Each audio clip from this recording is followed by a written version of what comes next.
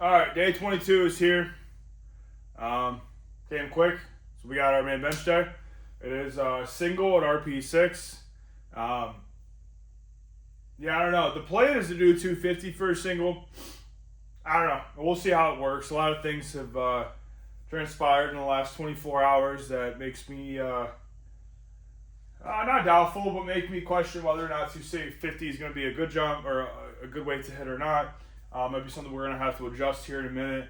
We're going to see. So we spent a lot of time yesterday outside on the sun and the heat. It was 80 degrees where I'm at right now. And we've been used to 60-degree days as of late. So we got that. My wife's sickness is in full effect, so we were up a lot last night coughing. So we're going to figure it out. We're tired. We got a lot of fatigue. But I don't know. I feel like there's always something to overcome. There's always some issue. There's always something that we have to look past in order for training to be good. So technically, today's not any different than any other day.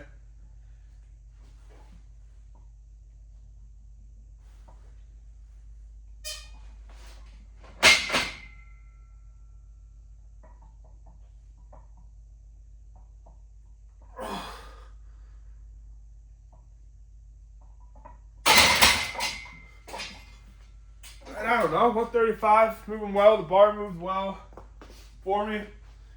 Everything moved pretty good. So, why don't we get slapping some weight on here real quick. We'll see how 250 moves. So, so 250 for a single. As we get closer, obviously we'll make a better decision. I'd love to say, based on 135 that I can accurately predict what I'm going to hit for the day. But 250 might be there. 250 might not. Depends.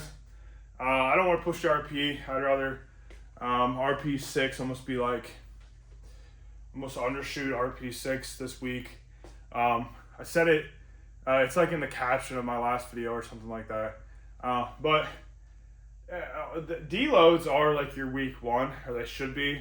I don't like taking like a full deload. That doesn't make a ton of sense to me. So, something that happened through the years of training, at least it happened to me, is that I would deload frequently. And I would deload every fourth week. My fourth week would be a deload week. And I've done it through multiple programs. I've done it through different rep ranges, strength blocks, hypertrophy blocks, peak blocks, whatever.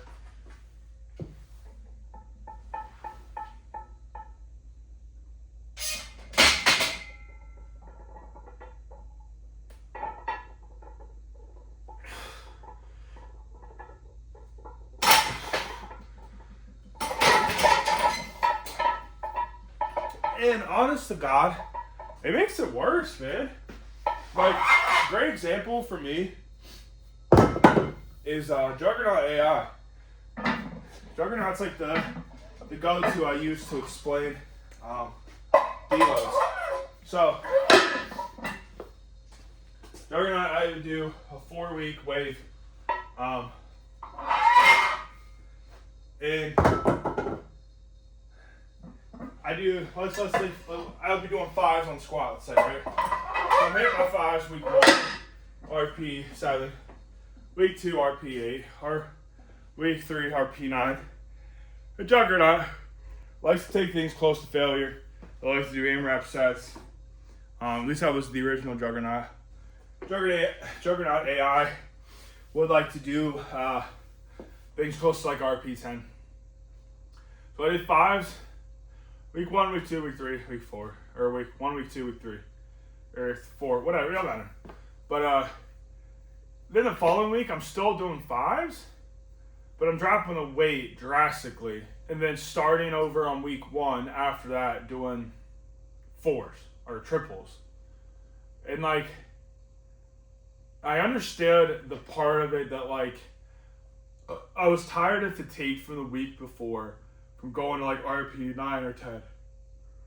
But what I didn't understand is why did I keep the reps the same as the week prior? Like, shouldn't I be getting a head start on the next week?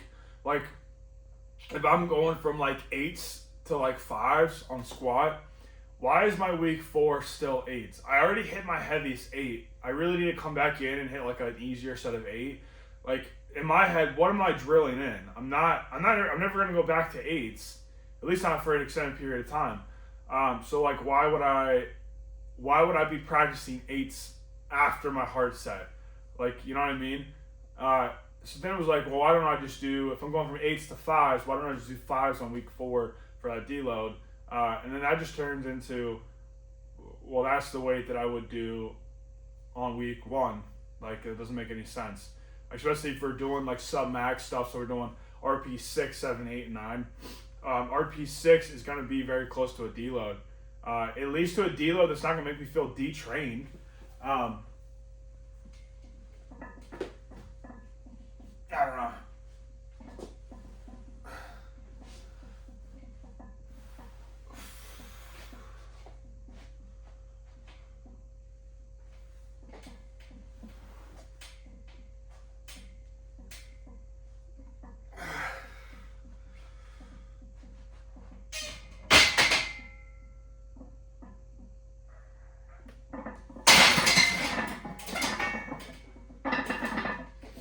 Like, I don't know about you guys, but I personally, I felt detrained a ton if I took time off, if I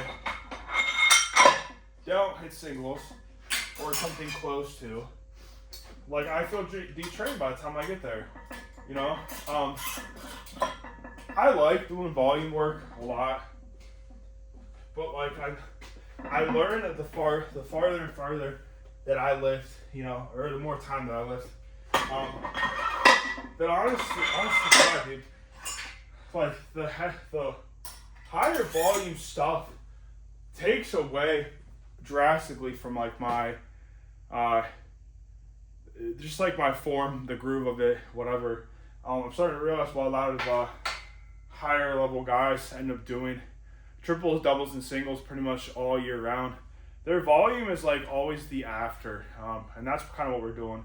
And we can kind of go over that. We'll go over that at a later date. We've already discussed that in length, I feel like. But deloads mostly. We're going to talk about week 1 and deloads, I think, today. Deloads are like, week 1 is a deload. Like, if you're telling me that from my triple last week, that we did 260 on bench for a triple at RP like 9.5. If you're telling me that I need to take out 225 for a triple in order to like recover, but like this easy 250 for a single is not going to give me the same effect as I then get acclimated to my accessories, or honest to God, I just go back to what my accessories were this entire time. Where my top sets, my backups didn't build that much fatigue. I don't know. I think I'd rather do this. This keeps me trained. This does not detrain me. And this keeps me, it keeps it heavy, man. I don't know. Like, I don't want to be detrained. I don't want to get underneath the bar and have it in my hand or in my back or whatever and feel like this is my first time with a bar around me. Like, so I don't want to take time off. I don't want to go so low in weight that by the time I get back to heavy, it doesn't make any sense. But I also don't want to take out what I just took out rep range wise. Because like, why? Like, it doesn't make any sense. Just make your deload week 1. Just do a week 1, a very sub-maximal load on stuff. Your accessories, keep them the same. We talked about that in on one of our videos about going from block to block. Just keep the weight the same on all your accessories. You know, make the appropriate jumps where you need to, where you feel like things are too easy. And that's it. Other than that, like, your top and back offs haven't produced that much fatigue compared.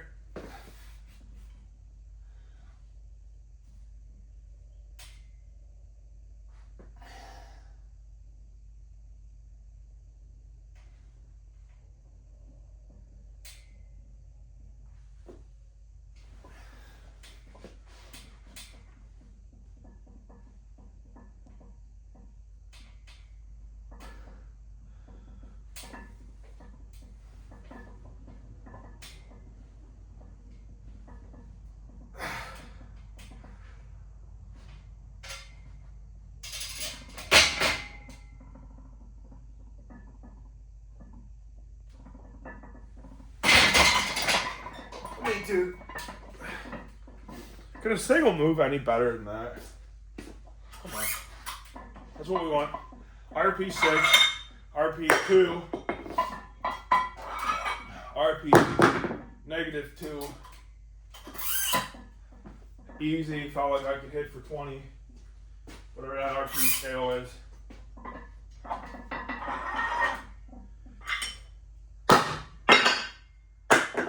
Alright.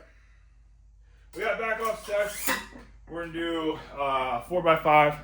I believe, let me double check to make sure I'm not wrong. Because honest to God, I often am wrong all the time. And we're going to do, honestly, we're going to do what we've been doing. We're going to do this. We're going to do incline. We're going to do, the only thing that's changed is we're going to do Evangeline Smith machine instead of the guillotine press. And that's pretty much it. So I'm going to get to work. I'm going to get moving. It's already 5 o'clock where I'm at, or at least right now. And I got to get out of here in about 45, 50 minutes. So we got to get in, we got to get some work in. We're going to have to speed this train up a little bit, and just keep things progressing. So I'm going to catch you guys in the outro. Just going to record some more stuff for you guys, and we'll go from there.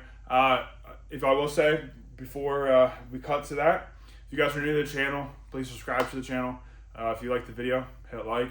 I post vlogs 5 times a week of my training. The other 2 days, I always like to post something else. I always like to post something about programming, kind of how I handle it, things that I've learned, gym equipment, just general stuff, you know, whatever. It's all powerlifting focused. It's just pretty much all this channel is going to be. It's just powerlifting. We can talk about a lot of other things if we wanted to, I guess. But for right now, I'm just going to talk about powerlifting. So if you subscribe to the channel, I post like this all the time. I post 7 days a week. I try my best at least to. I post a lot. And the whole goal of this channel is to post what like normal training looks like for a lot of people. I have what I would say is a normal garage gym for most people. You know, I did not have the budget to blow $200,000 on the gym. So a lot of my stuff is just like normal equipment that like I feel like the vast majority of people are the stuff that is what they get their hands on. So my training goes decently normal, to be honest with you. I'm not a world-class powerlifter. I don't squat 800 pounds. I don't bench in the 600s, so on and so forth. I hit pretty decently normal numbers. I think I'm a pretty decently strong guy. You might be a little stronger than me. I might be a little stronger than you. Whatever. But for the most part, I feel like my numbers aren't crazy high. They're not crazy low. Pretty average, pretty normal. But I wanted to show like kind of what that looks like. Especially, I have a wife, I have kids, I have other things, other responsibilities, other than just lifting. So why can I just spend all of my time lifting? I have to fit this in, you know. This is probably like 3rd or 4th on my priority list. So I have to fit that in to where, you know, to where I have time for this. And when I'm here, and I try my hardest to stay here, stay present, and stay working and moving, and you know, really do the smart jumps and stuff like that. So, yeah, if you like the channel, subscribe to the channel, like my videos. It helps me out a ton. The more you guys like the videos, the more views it gets. Because YouTube, this is kind of how it works. The more you like it, the more it'll push it to more people. And if you do like it, then obviously there's more people out there like you that might like it as well. So, helps my channel grow. If you do like the video, if you do watch, God bless you. I really do appreciate you. Honest to God, I do. So, alright, I've been talking too long. We're going to get back to it. We're going to do some backup sets. And then I'll catch you guys in the intro, or outro, sorry. That's it.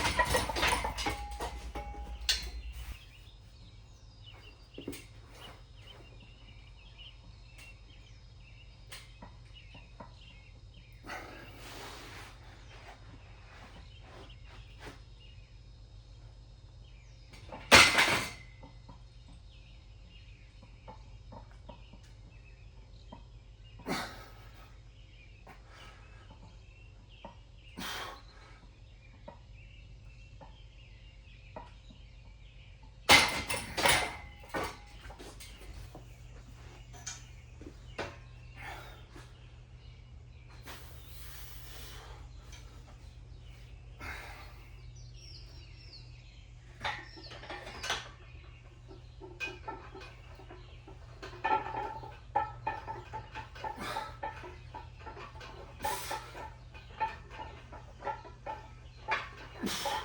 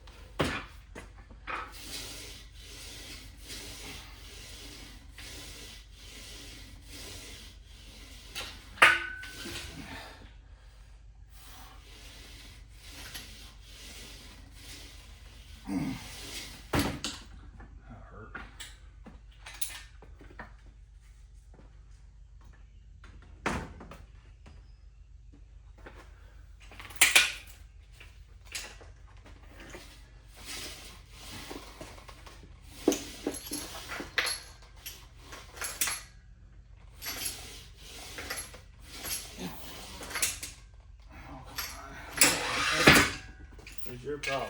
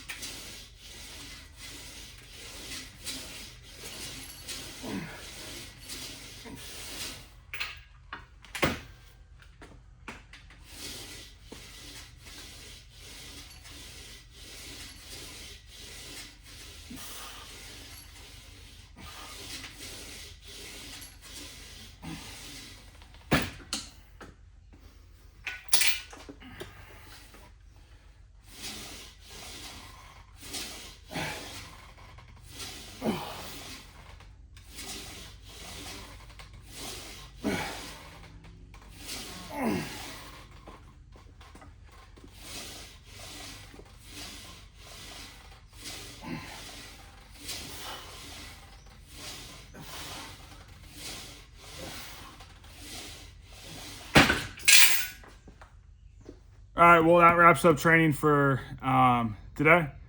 Top single, 250. RPE, we'll say 6, but probably closer to 5, which is fine. We kind of wanted to undershoot that a little bit. Back offsets went fine. Not going to lie to you, I'm at a weird point right now where my one pec tendon is getting pretty inflamed. And I thought it was the guillotine press that was inflaming it. But I don't think it is, because we cut it out last week. We didn't do it this week. I think it's my incline bench. So I got a couple options. I can either cut the incline out completely, obviously, or continue with what I'm doing. Now, the downfall to keeping incline in, obviously, it irritates my pec. I'm not in danger of blowing my pec off. It doesn't hurt bad enough to where I think I'm going to get injured, but definitely irritates it a bit. So I'm debating on whether or not to keep it in just for this block, because I get a lot of pec growth from incline. And as you guys notice, I did not do any dumbbell flies after my Smith machine, which I've normally been doing because of my pec. Now, I can either take the incline out and keep pec flies in, or keep incline in and not be able to do pec flies.